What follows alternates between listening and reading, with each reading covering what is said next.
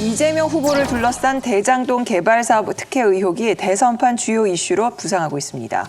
이재명 후보 측은 해당 의혹을 명백한 경선 개입으로 규정하면서 강경 대응에 나섰는데요.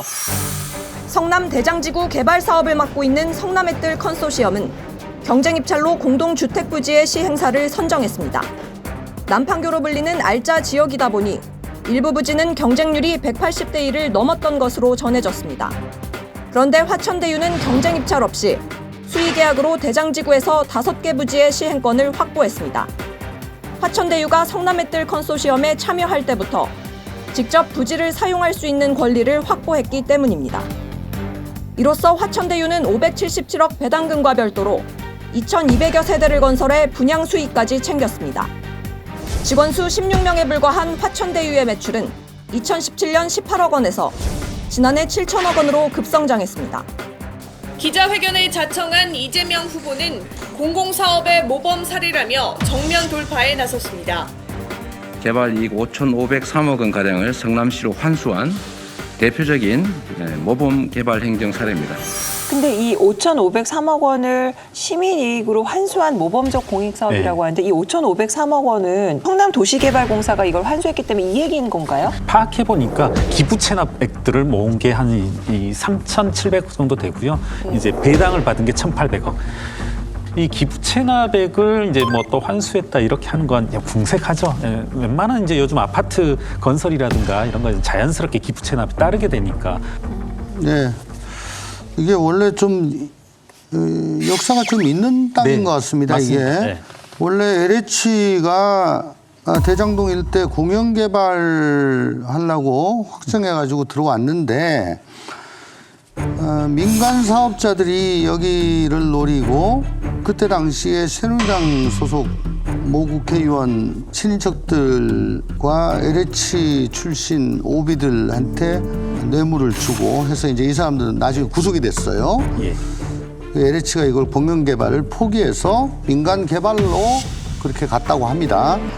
그거를 이재명 지사가 성남시장으로 당선되면서 이런 사정을 다 알고 이건 민간업자한테 이 이익을 다 줄 수 없다라고 하면서 공영 개발로 바꿨다는 거죠. 네. 즉 자기가 아무 액션도 취하지 않고 그냥 있었으면은 어쨌거나 이 개발 이익은 고스란히 민간업자로한테 그냥 가는 것이다. 예. 그렇지만은 자기가 적극적으로 나서서 국민이 위임한 인허가권 행사로 인해 가지고 생기는 불로소득 그 개발 이익은 반드시 환수가 돼야 된다는 그런 생각으로 나선 것이다.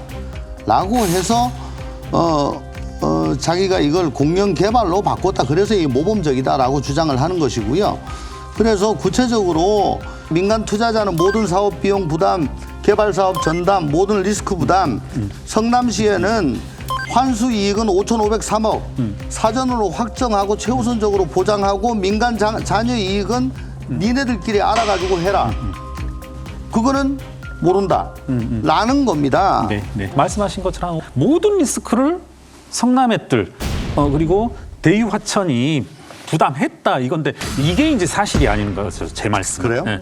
사실상의 어떤 리스크 지금 해당 토지 대장동이라고 하는 것이 어디에 있냐면 판교 바로 아래쪽이거든요. 남판교. 맞습니다. 네, 남판교라고 합니다. 그래서 이게 분양이 될지 안 될지 그런 위험은 따질 바가 아닌 것 같고 특히 이번 정권에서 그다음에 이제 경기연구원의 보고서에 의하면 어떤 내용이 나와 있냐면 인허가는 같이 성남의뜰의 주주로 참여하고 있는 성남도시개발공사가 진행하면 된다. 따라서 이건 수월하게 해결될 수 있다. 그리고 첫 번째 지주작업은 이게 도시개발법에 의한 수용의 범주이거든요. 따라서 시행사업에서 3가지 리스크 지주작업 인허가 분양률이 아무것도 없이 다 해결이 돼버려요. 뭐에 의해서? 국가 공공기관에 의해서.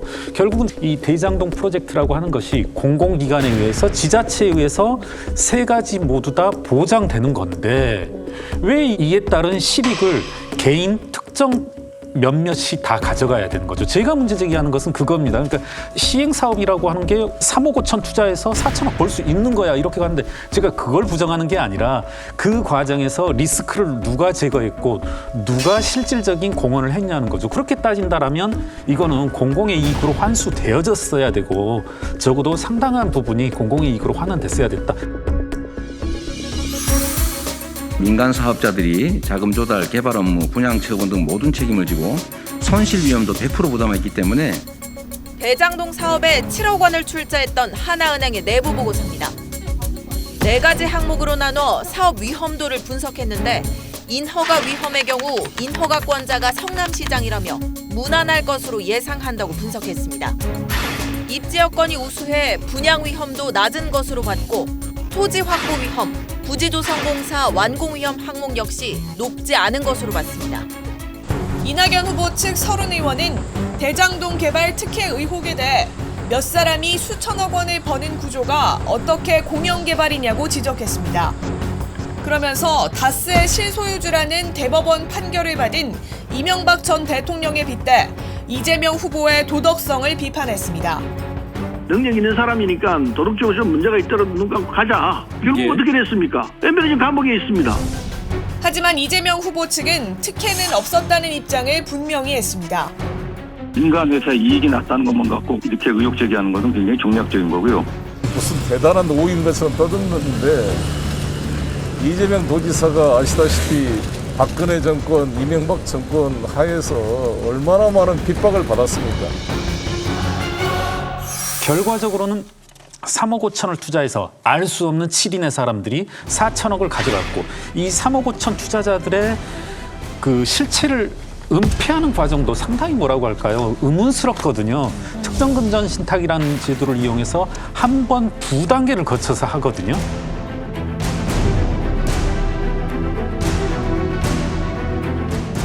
민간업체의 막대한 수익률에 대해선 국회 대정부 질문에 출석한 김부겸 총리도 상식적이진 않다고 했습니다. 이런 투자 보신 적 있으십니까? 이게 정상적 투자로 보이십니까? 제가 뭐 이런 내용을 잘 몰라서 그렇겠습니다만은 조금 상식적이지는 않다. 지금 해명은 뭐냐면 이거 일반적으로 투자자를 모으는 과정이다라고 하는데 이 투자자들이 투자한 자금이 얼마냐면 800만 원, 800만 원, 800만 원, 5천만 원, 8천만 원 이러거든요. 800만 원 모으기 위해서 증권사를 통한 특정금전 신탁을 이용했다. 이건 말이 안 되는 거죠. 이렇게 고수익이다 했을 때 수익이라는 게 항상 리스크랑 비례하는 거잖아요. 근데 리스크랑 비례하는데 사실 리스크 자체가 적다라고 리스크 한다면 사실상 고수익이 없죠. 나올 수가 없고 굉장히 근데 1000배의 고수익이 나온다라고 한다면 이 과정 속에서 그게 민간을 갖다 빙자했지만 뭔가 특혜가 있지 않느냐라는 의심은 굉장히 합리적인 800만 원 거죠. 정도면 리스크 감수할 수 있는 금액이에요. 사실. 800만 원 투자한 사람이 100억을 가져갔으니까. 대장동 개발 사업의 3개 민간 컨소시엄이 사업 계획서를 낸 건 지난 2015년 3월 26일. 성남도시개발공사는 마감 직후인 저녁 6시부터 밤 9시까지 3시간 동안 절대평가를 실시했습니다. 평가위원은 공사 직원 단 3명뿐, 외부 전문가는 없었습니다.